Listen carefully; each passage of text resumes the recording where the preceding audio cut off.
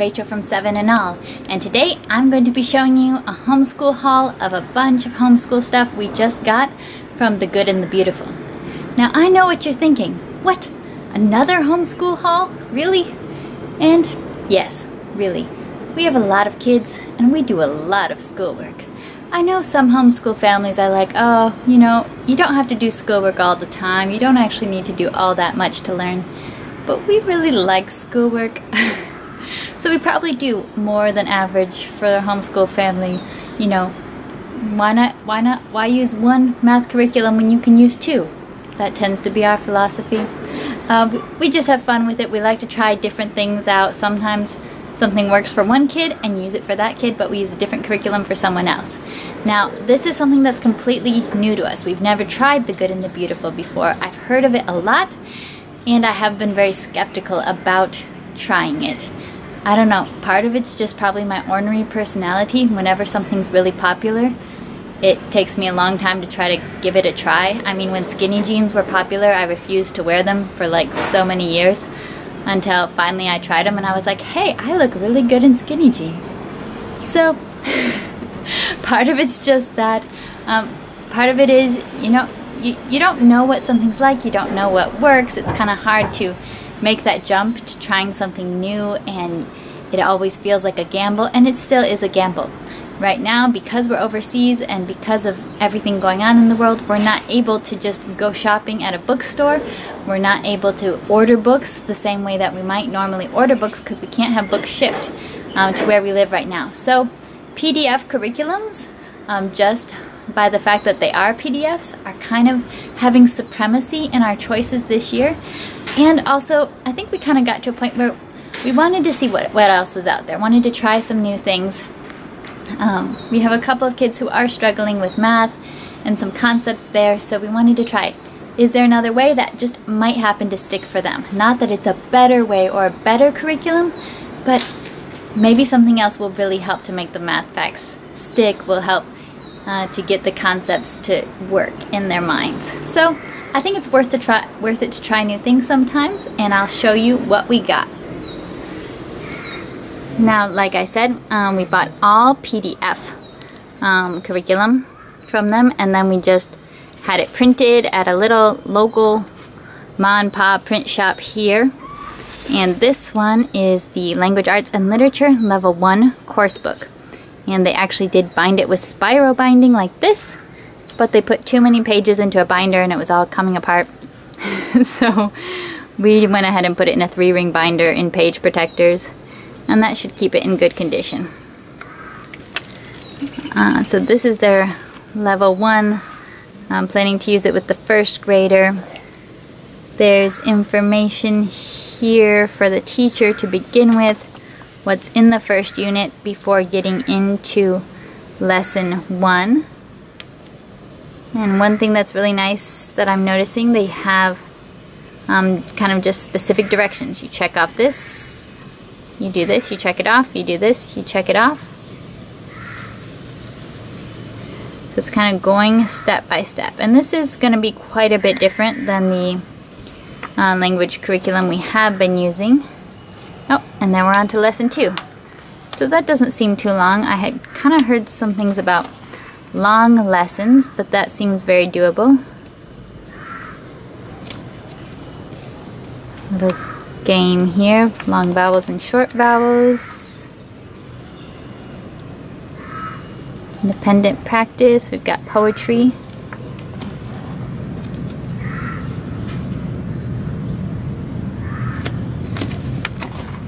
Working with different words. I like this type of activity.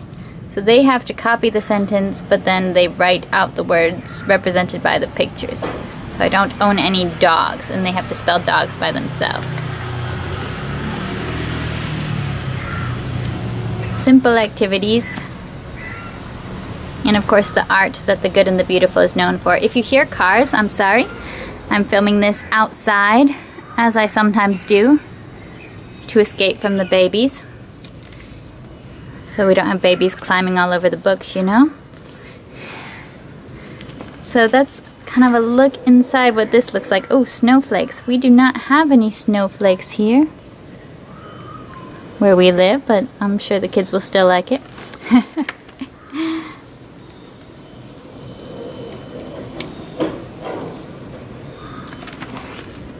It's kind of interesting just looking at what they have inside.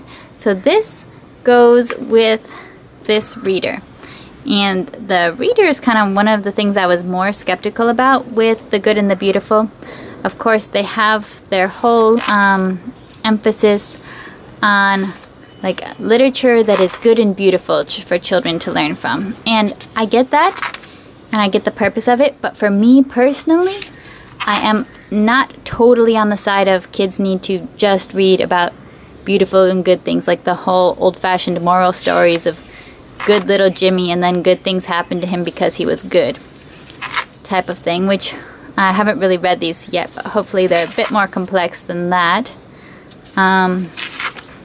But I do see their point, and I'm not on the side of kids reading stupid books about whiny kids who don't like their siblings and don't listen to their parents and all that. I don't see a lot of value in those either. I was homeschooled using Sunlight, and I did appreciate their approach of using books that were hard, that were difficult, that challenged you, that taught you about really sad and difficult times in history and people who made really terrible choices. So I think it's a very personal thing, and it's a very much like kind of what's your philosophy and what you want to introduce to your children.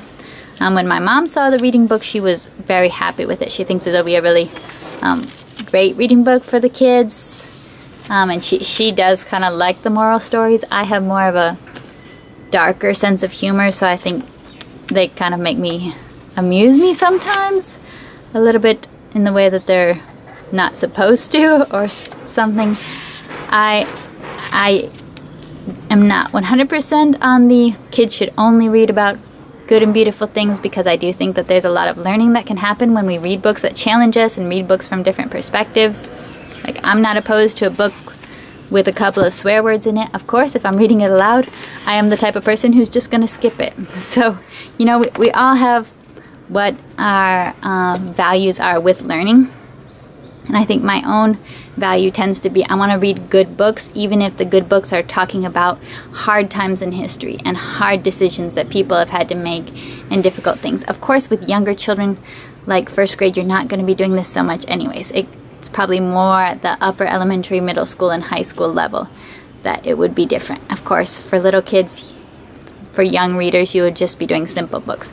And I do appreciate it's not ghosts and monsters and slimy stuff and all that. It's not my thing. So I don't know, there's pros and cons about that. Each family has to decide their own balance and their own kind of what they want. So then we got Math 1 Course Book Part 1 here, which this will be very new and different for us. Lots of instructions, which I will definitely need to read the instructions. I think this is one of the hardest parts about deciding to use a new curriculum for the first time, is that you can't be lazy and just open and go. You actually have to read the instructions for the teacher and figure out what you're supposed to do with it, instead of just kind of riding on what you've been doing for years and years and what you already know how to do.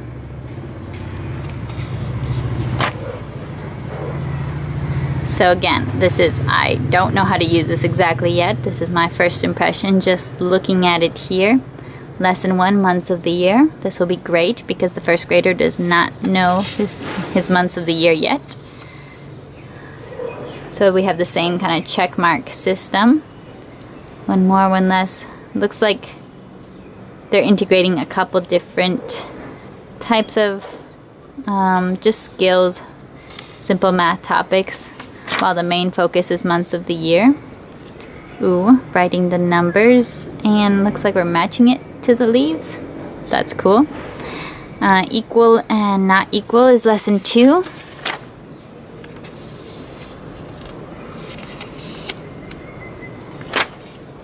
Greater than, less than, and ooh, using sharks, not alligators.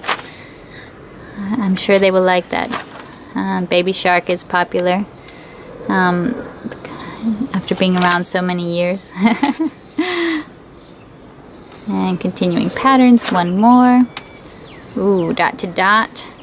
He loves dot to dot, so that will be a fun activity. So there's some stories integrated in here, which that will be definitely different from the math we have been using. And that's a worksheet. Shape search. How many shapes? Designing patterns. This will be definitely very different from what we have been using, but I'm excited to start using it. Okay, pattern strips.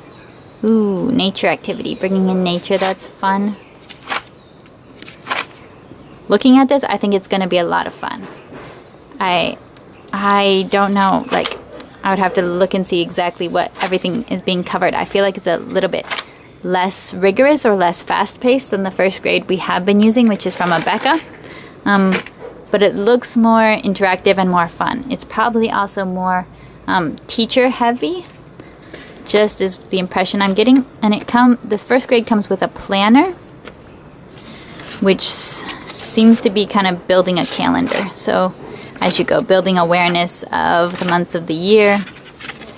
And then it ends with some pages that I don't exactly know how to use yet, but I think building awareness of time, of schedules, days of the week.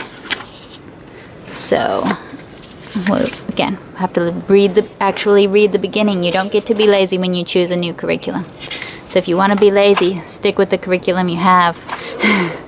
But if you're kind of bored of it, go ahead and try something new. Okay, so that's Math 1. And then we also got Math 3. And this is the Part 1 book. Again, read instructions that are going to have to be read. And there's story going on. Now this is really cool. We're starting off with learning about Euclid. I just like stuff like that. I mean, math needs to be more than just multiplying and dividing. Like, you gotta learn about people, and you gotta learn about math in the real world, the history of math. That's pretty awesome. Introduction to multiplication, what multiplication is. This is a great way to picture it. I like that. Arrays. Okay, arrays are one of those new things that I didn't do when I was in school. So that's going to be a bit of a learning activity for me. I think it's this, it's always the same thing, just a different way to picture it. Multiplying, this will be great because she really needs to get her multiplication down. She has been introduced to it, but doesn't know it very well. Zinnias. See, I like this because they're going to learn like the names of flowers and stuff.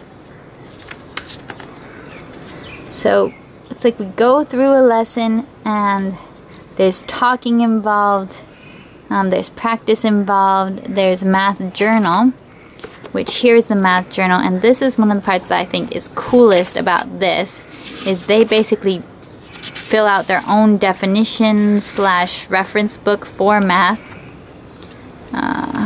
which, let's see what we have. So what fractions are equal to each other, a fraction number line, which I think will be really helpful for them to understand how fractions get bigger.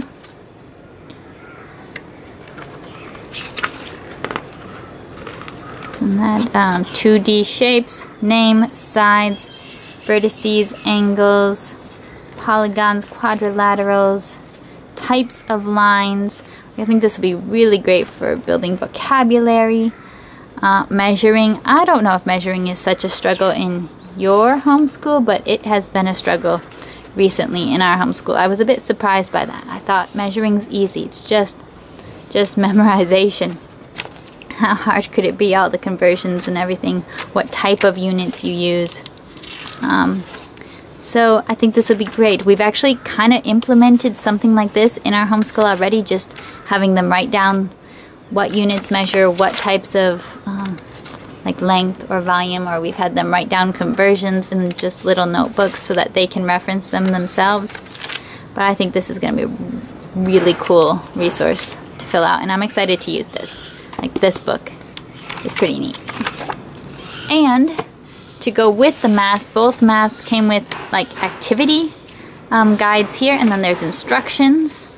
This is for the 3rd grade one, this is for the 1st level one, and then a lot of papers here and prepping that we're gonna have to do to be able to use these, because we got the PDF version, because again, we can't get anything shipped where we are right now in the current state of the world. And I do not think that PDF is the easiest or best way to get these games. I think they sell a kit in which this is all cut out and probably on cardboard pieces and stuff, which is probably going to be way more ideal. But, you know, you work with what you got. So building shapes here, that's for the 3rd grade one, I think. So we're going to have to spend some time prepping this, figuring out what we want to use, because I'm not sure I want to go ahead and laminate everything until I know what it is. And these small circle pieces that I saw that are like game pieces here, I don't think I will probably even bother with those. We'll probably just use like plastic bingo markers to make our lives easier. For these, I might not even use these at all, because we use Math, you see. That's what we've been using as our primary math program, and I like that a lot. Oh wait, I even said we used Abeka. We use Math, you see, and Abeka, depending on the kid. But we have all the Math, you see stuff, and I think I would probably just use the Math, you see blocks, because they're basically like the same size, the hundreds, tens, and ones block for whatever activity this is, which I don't know yet, because I haven't read the instructions. But yeah, that's our haul. We got 2 levels of math and the language arts. If you know anything about The Good and the Beautiful, this PDF is actually available on their website for free. So we didn't technically buy this one. This one's a free download. The math programs we did buy. And we also bought handwriting curriculum, which I will be showing you in a different video, because that did not come in this printing order. And I wanted to show you that one alongside a couple other handwriting curriculums to just kind of compare what are the pros and cons of different ones. All right, thanks so much for watching. Thanks for chatting homeschool curriculum with me again. Isn't it fun? If you've used any of these Good and the Beautiful products, tell me what you thought about them. What are the pros and cons? What's your favorite math for early grades? I really do like Math, you see, and I just think, it works to some extent, but I think our kids are needing a little bit more connection to story, connection to the real world, and maybe this is going to help. I don't like Abeka. We do sometimes use Abeka for a certain element. I don't actually like it all that much. I think it's kind of the dry and boring side. It's just my preference. My mom actually has liked it quite a bit, and we have used it for a long time. It's easy, you know, just give it to the kid. For a kid who doesn't struggle with math, I think it works.